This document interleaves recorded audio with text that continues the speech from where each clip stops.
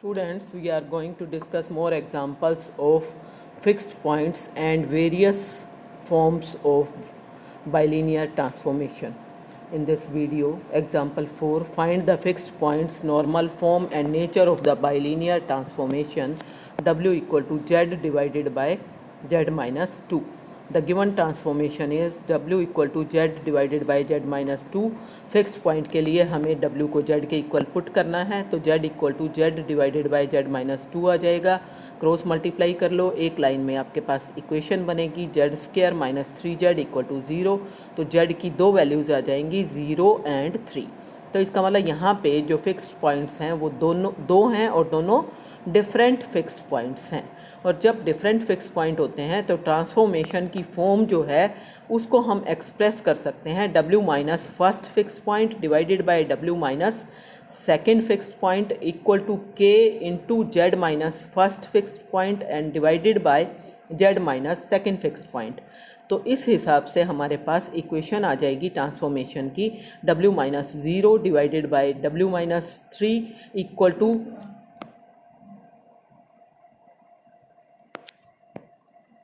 K into Z minus 0 divided by Z minus 3.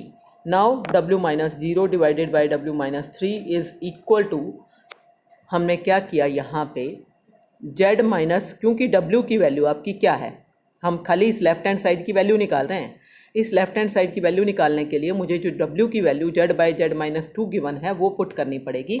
तो ऊपर आ गया Z बाई Z माइनस 2 और नीचे आ गया Z by Z minus 2 minus 3।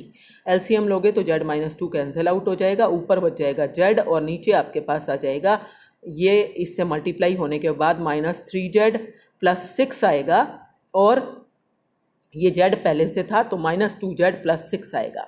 And this is equal to minus 1/2 common ले लिया तो आपके पास क्या बचेगा, मीन्स एक्चुअली नीचे से माइनस 2 कॉमन ले लिया गया है तो Z माइनस 3 बच जाएगा ना, और ऊपर Z था ही तो उसको हम Z माइनस 0 लिख सकते हैं। तो इट मीन्स ट्रांसफॉर्मेशन की जो शेप है वो आपके पास normal form of the given transformation क्या बन गई, वो आपके पास बन गई W minus 0 divided by W minus 3 equal to minus 1/2 into Z minus 0 Z minus 3। तो K की वैल्यू यहाँ पे क्या आ गई, माइनस 1/2।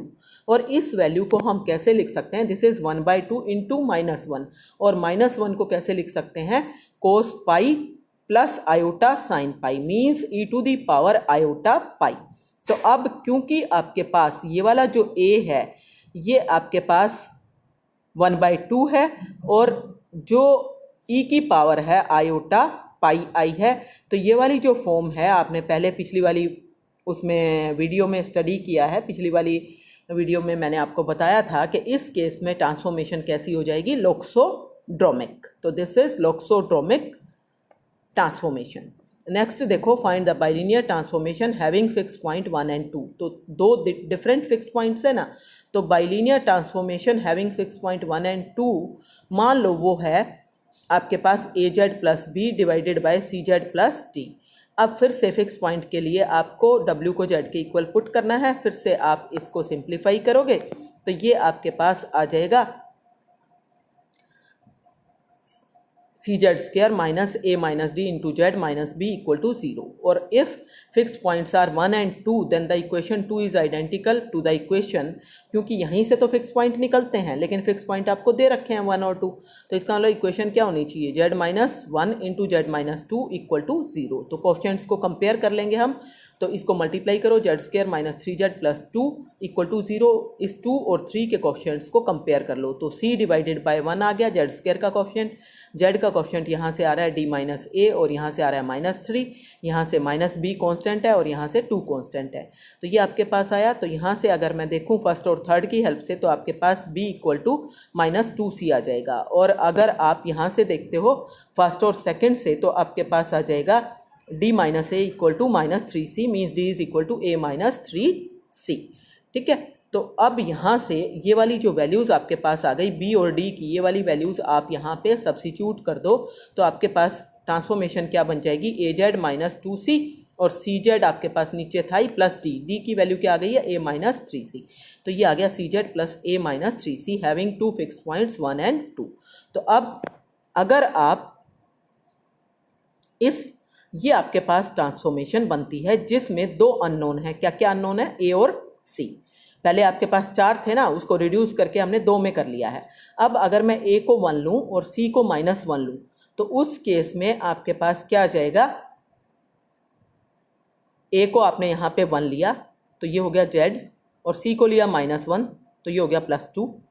यहाँ पे सी को -1 तो -z, और ए को +1 1 +3 4 हो जाएगा तो 4 - z। तो ये ट्रांसफॉर्मेशन आई। इसी तरह से ए को 2 और सी को -1 लेंगे तो ये वाली ट्रांसफॉर्मेशन आ जाएगी। सिर्फ आपको ध्यान क्या रखना होता है कि AD - BC must not be 0, वो 0 नहीं होनी चाहिए, तभी आपके पास ये ट्रांसफॉर्मेशन ठीक से आ पाएंगी। तो आपको इसी तरीके का लेना है कि AD - BC 0 ना आए। बाकी आप कुछ भी ले सकते हो ए और सी की वैल्यू, तो आपके पास डिफरेंट बाइलिनियर ट्रांसफॉर्मेशंस आती चली जाएंगी। Means actually infinite bilinear transformations आ गई जिनके के 2 फिक्स पॉइंट हैं 1 और 2।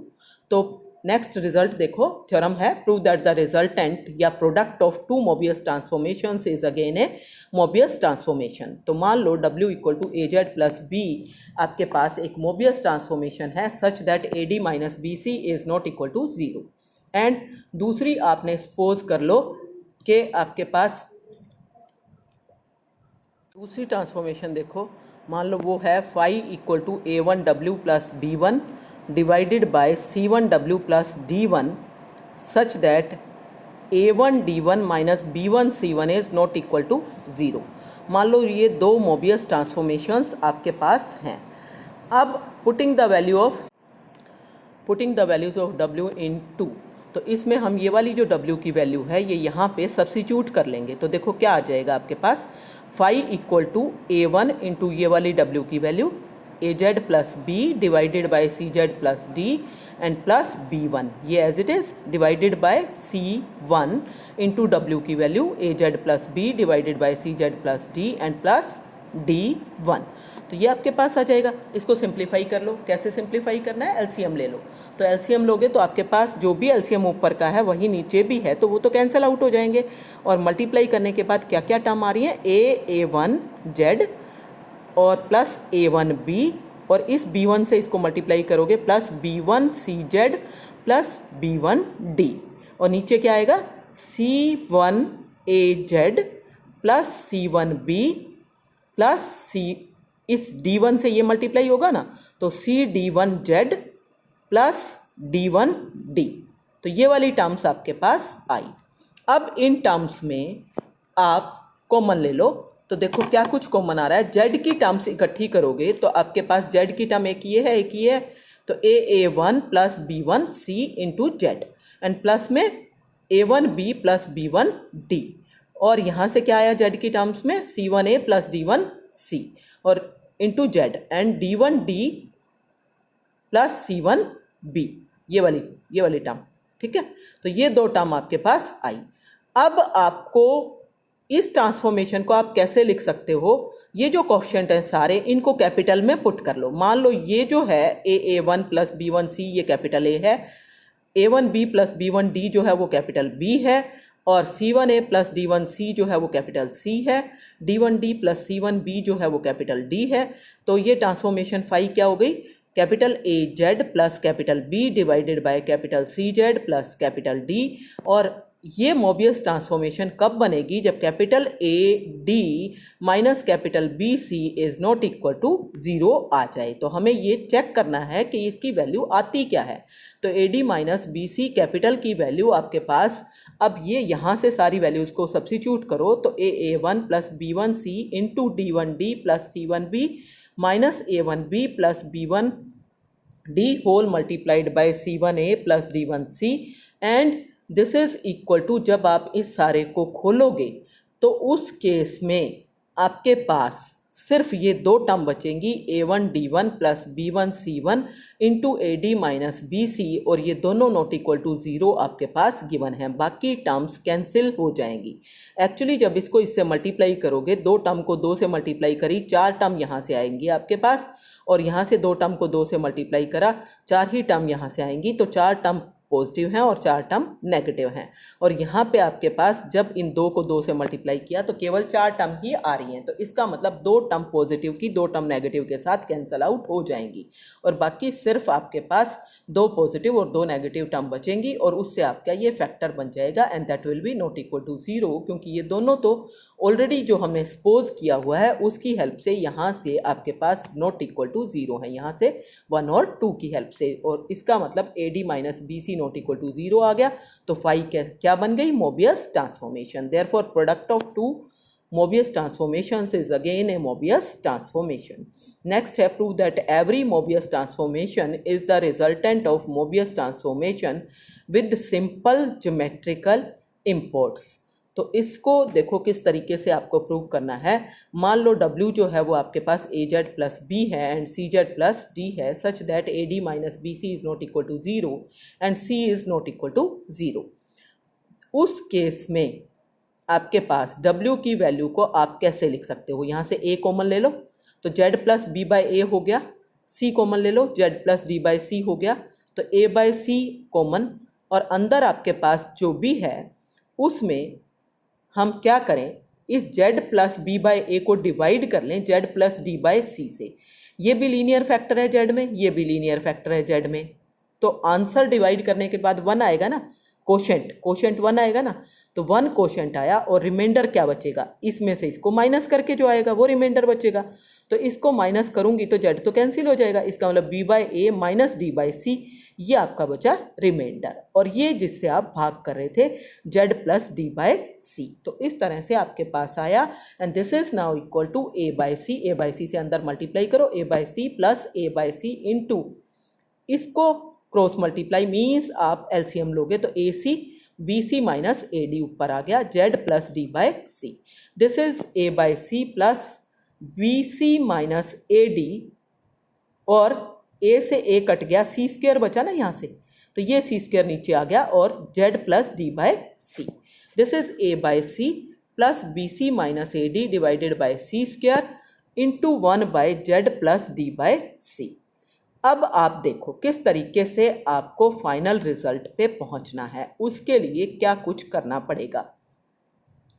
मान लो Z1 को मैंने ले लिया सबसे पहले Z plus D by C, उसके बाद Z2 को डिफाइन किया 1 बाई Z1, ठीक है, फिर Z3 को डिफाइन किया BC minus AD divided by C square into Z2 and then W को डिफाइन किया A by C into Z3। तो इसका मतलब आपके पास क्या हुआ, which is similar to Z1 equal to Z plus D by C। जैसा ये है ट्रांसलेशन वैसा ही ट्रांसलेशन ये है। अब ये जो ऊपर आपके पास हैं all these above auxiliary transformations namely Z1 Z2 Z3 are of the form, किस किस फॉर्म की हैं? पहली वाली आपके पास है W equal to Z plus alpha form की, ट्रांसलेशन है। दूसरी है W equal to 1 by Z form की, इन्वर्शन है। तीसरी आपके पास है W equal to some constant beta into Z, ठीक है ना, ये आपके पास मैग्निफिकेशन है। तो hence the general Mobius transformation is the resultant of about type of Mobius transformations. तो इसका मतलब आप इन सब की हेल्प से एक जनरल मोबियस ट्रांसफॉर्मेशन को निकाल सकते हो, क्योंकि अगर आप देखो तो आपने क्या किया है कि सबसे पहले आप यहाँ पे आपने अगर Z1 को Z से आप Z1 पे चले जाओ तो आपने Z plus D by C लिया, फिर 1 बाई Z1 का मतलब ये वाली चीज़ आ जाएगी, ठीक है।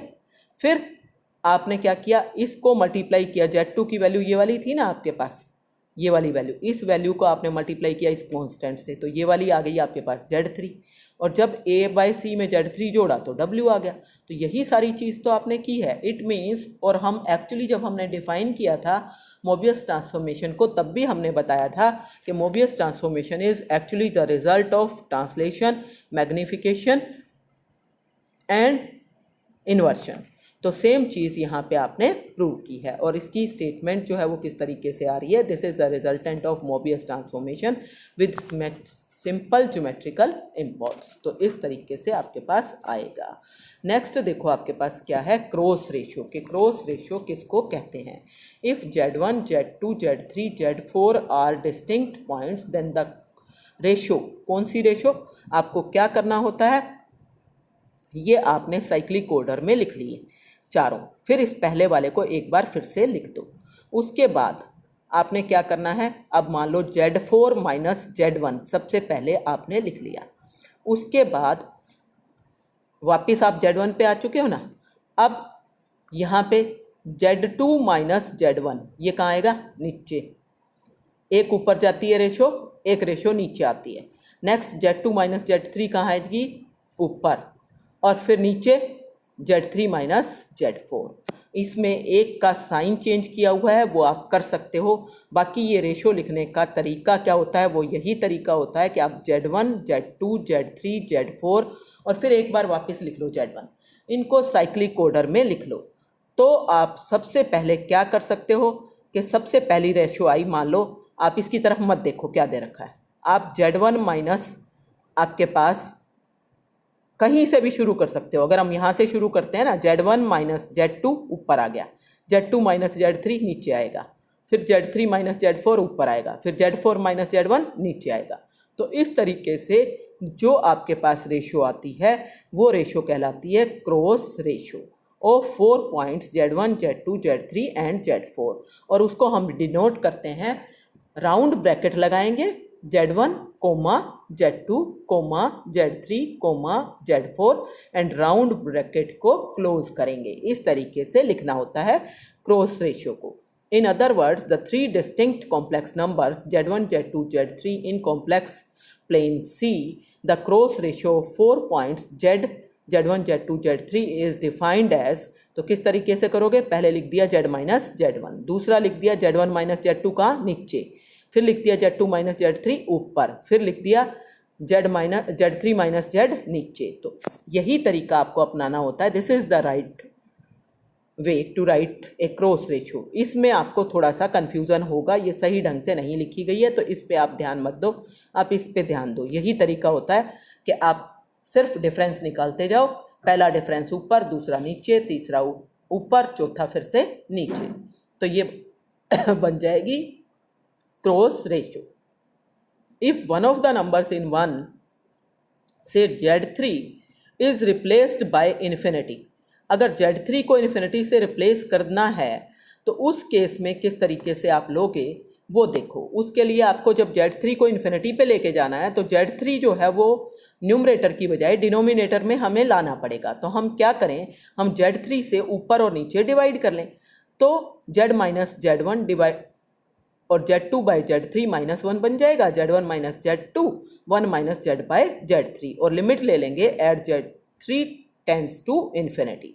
तो उस केस में जैसे ही Z3 इन्फिनिटी को टेंड करेगा ये हो जाएगा 0, तो ऊपर से -1 इंटू Z माइनस Z1 बचा, नीचे से ये 0 हुआ तो 1 बचा, तो इंटू Z माइनस Z2। तो ये आपकी आ जाएगी cross ratio. It means factors involving Z3 are replaced by -1, मतलब जिस जिस फैक्टर में आपके पास Z3 था उनको रिप्लेस कर दिया गया है -1 से। ऊपर न्यूमरेटर में खाली। To recollect cross ratio 1 we rewrite differences of Z minus Z1, Z2 and Z3 in cyclic order. अब देखो ये मेथड अब यहाँ पे बताया गया है कि Z माइनस Z1 लिखो, Z1 माइनस Z2 लिखो, Z2 माइनस Z3 लिखो, Z3 माइनस Z लिखो and then put them in the numerator and denominator alternatively. Alternatively मतलब एक छोड़ के एक। तो इस तरीके से आपको लिख लेना है। So this is called cross ratio. तो पहला फैक्टर आपका ऊपर चला गया। अगर इन 4 पॉइंट की लिखनी है तो Z1 माइनस Z2 ऊपर गया, Z2 माइनस Z3 नीचे आ गया, Z3 माइनस Z4 ऊपर गया, Z4 माइनस Z1 नीचे आ गया। अब मान लो इन 4 की लिखनी है तो कैसे लिखेंगे, 0 माइनस 1 ऊपर गया, 1 माइनस आयोटा नीचे आ गया, iota minus of -1 means iota plus 1 ऊपर गया, -1 माइनस 0 ये नीचे आ गया। इसको सिंप्लीफाई करो, this is the answer and this is the cross ratio. अब लास्ट आपका जो आर्टिकल है that is show that cross ratio remains invariant under Mobius transformation. Important result है, अच्छे से कर लोगे, इजी रिजल्ट है। तो देखो कैसे करना है। तो उसके लिए if any Mobius transformation W equal to AZ plus B divided by CZ plus D such that AD minus BC is not equal to 0, transforms Z1, Z2, Z3, Z4 to corresponding points W1, W2, W3, W4 in W plane, then W1 minus W4, W3 minus W2 divided by W1 minus W2 into W3 minus W4 is equal to Z1 minus Z4 into Z3 minus Z2 divided by Z1 minus Z2 into Z3 minus Z4। Means ये है कि अगर कोई Mobius transformation है, उस Mobius transformation को लगाने के बाद भी जो क्रॉस रेशो है वो सेम रहती है, इनवेरिएंट रहती है। ये आपको प्रूव करना है। तो मान लो W equal to AZ plus B divided by CZ plus D where AD minus BC is not equal to 0 given Mobius transformation है जो कि ट्रांसफॉर्म कर रही है points Z1, Z2, Z3 and Z4 को to the corresponding points W1, W2, W3, W4 in W plane. तो उस case में आपके पास हम कोई भी दो पॉइंट्स का डिफरेंस निकाल लें, मीन्स WR माइनस WS अगर मैं निकालूं तो यहाँ से वो किसके इक्वल आएगा, AZR plus B divided bye CZR plus D minus में AZS plus B divided bye CZS plus D के इक्वल आएगा। आप क्या करो, यहाँ पे एलसीएम ले लो। ये एलसीएम आ गया, ये इससे मल्टीप्लाई होगा और ये इससे मल्टीप्लाई होगा। इसको इससे मल्टीप्लाई करने के बाद आपके पास आएगा AZR ACZR ZS और प्लस में ADZR माइनस में ABZS माइनस में ACZR ZS और फिर आएगा, इसको इससे मल्टीप्लाई करोगे माइनस ADZS और माइनस BD और इसके अलावा माइनस BCZR। मतलब 4 पॉजिटिव टर्म और 4 नेगेटिव टर्म आनी है, जिसमें से 2 पॉजिटिव और 2 नेगेटिव टर्म कट जाएंगी और 4 टर्म बच जाएंगी। उसमें से 2 पॉजिटिव होंगी और 2 नेगेटिव, और उसमें AD माइनस BC आपका कॉमन आ जाएगा और अंदर बच जाएगा ZR माइनस ZS। ये आपको करके दिखाना है एग्जाम में, ऐसे कैसा नहीं लिख देना है। तो रफ कॉपी पे आपने करके देख लेना है। तो अब इसमें अगर मैं पुट करूं R को 1 2 3 4 और S को 1 2 3 4 तो आपके पास W1 माइनस W2 इक्वल आ जाएगा AD minus BC Z1 minus Z2 divided by CZ1 plus D and CZ2 plus D के। हमने क्या किया, यहाँ पे R को पहले 1 लिया और S को 2 लिया, तो आपकी ये वैल्यू आई है। फिर हमने R को 3 लेना है और S को 4 लेना है, तो आपकी क्या वैल्यू आएगी, AD minus BC into Z3 minus Z4 divided by CZ3 plus D into CZ4 plus D। और फिर W3 माइनस W2 निकालना है, तो AD minus BC Z3 minus Z2 CZ3 plus D into CZ2 plus D। फिर W1 minus W4 निकालना है, तो R को 1 लो और S को 4 लो, तो आपके पास आ जाएगा AD minus BC into Z1 minus Z4 divided by CZ1 plus D into CZ4 plus D।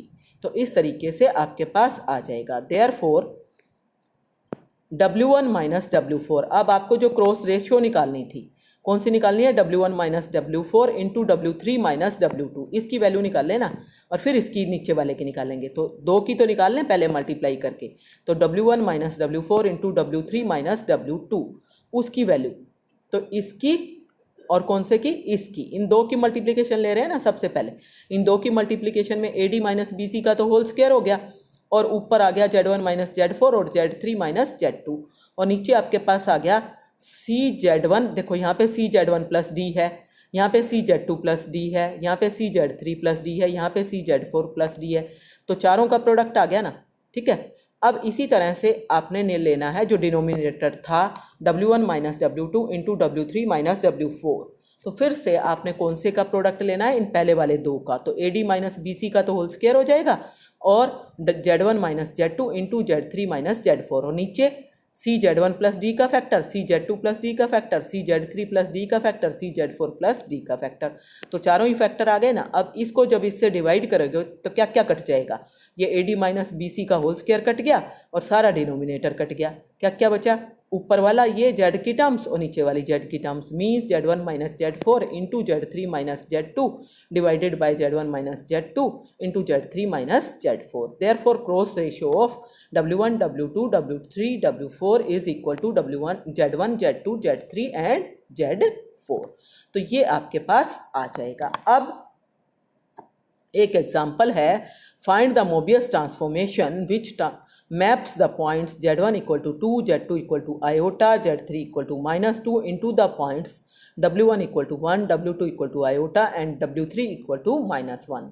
तो रिक्वायर्ड ट्रांसफॉर्मेशन अब आप कैसे लिखोगे, क्योंकि आपको पता है कि मोबियस ट्रांसफॉर्मेशन में क्रॉस रेशो इनवेरिएंट रहती है, तो इसलिए हम रिक्वायर्ड ट्रांसफॉर्मेशन कैसे लिख सकते हैं। चौथा पॉइंट हम अपनी मर्जी से यहाँ पे W ले लें और वहाँ पे Z ले लें। तो W जब हमने ले लिया तो W माइनस W1, फिर आएगी दूसरा क्या फैक्टर आएगा, W1 माइनस W2, वो नीचे आ गया। तीसरा आएगा W2 माइनस W3, ऊपर आ गया। चौथा आएगा W3 माइनस W, वो नीचे आ गया। ऐसे ही यहाँ पे Z में Z माइनस Z1 ऊपर और फिर Z1 माइनस Z2 नीचे, Z2 माइनस Z3 ऊपर और Z3 माइनस Z4 1 Z नीचे। अब आपने क्या करना है, ये जो वैल्यू दे रखी है ये आपने पुट कर लेनी है।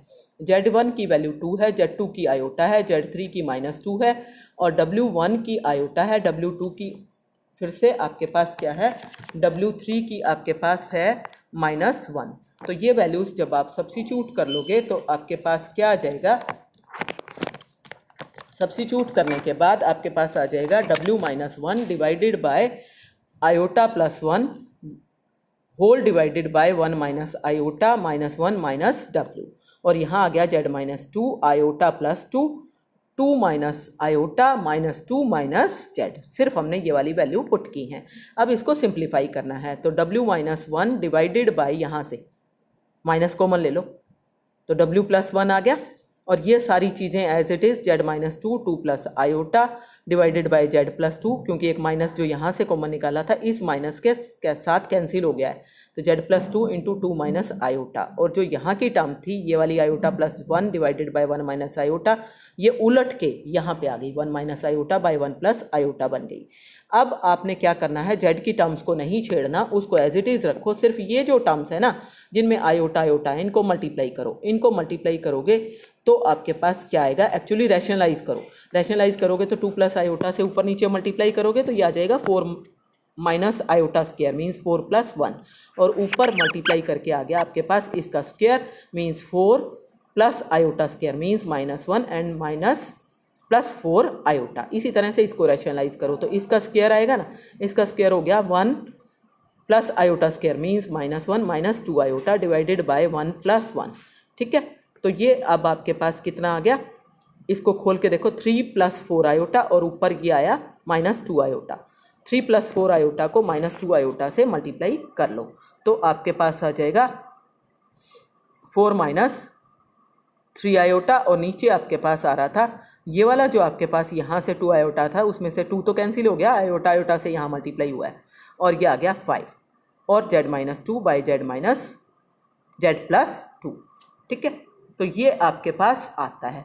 आपको निकालनी है मोबियस ट्रांसफॉर्मेशन। मोबियस ट्रांसफॉर्मेशन कैसे निकलेगी, जब W की वैल्यू निकले, या फिर ये शेप भी ठीक है कि जब आपके पास डिफरेंट पॉइंट्स रहते हैं तो नॉर्मल फॉर्म में रहती है। तो इसको बाकी सिंप्लीफाई करने का काम है। कंपोडेंडो डिविडेंडो लगाया तो इसको ऊपर मल्टीप्लाई ऐड करेंगे, इसमें से इसको सब्ट्रैक्ट करेंगे तो ये आएगा। ऐसे ही जो काम इधर किया है वो इधर राइट में भी करना पड़ेगा, तो राइट में भी करो। तो राइट में भी वही सेम काम करने के लिए आपके पास ऊपर दिस इंटू दिस था एंड प्लस में आ जाएगा 5 इंटू Z+2, और ऊपर वाले में से नीचे वाला माइनस किया। और इन सारे को जब आप सिंप्लीफाई करोगे, ऊपर देखो -1 से +1 कट गया और यहाँ पे आपके पास W कट गया तो डिवाइडेड बाई 2 आया। तो W की वैल्यू आपकी सिंप्लीफाई करने के बाद ये आती है। इसको रैशनलाइज करना है और थोड़ा सा काम आपको रफ कॉपी पे करके देखना पड़ेगा। तो आपके पास W की वैल्यू आ जाएगी 3Z plus 2 iota divided by iota Z -6। तो आपको ये थोड़ी सिंप्लीफिकेशन रफ कॉपी पे करके देख लेनी है। अगर कहीं कोई प्रॉब्लम आती है तो आप पूछ सकते हो, ठीक है। तो ये सारे आर्टिकल्स इम्पोर्टेंट हैं, आपने अच्छे से कर लेने हैं। ओके।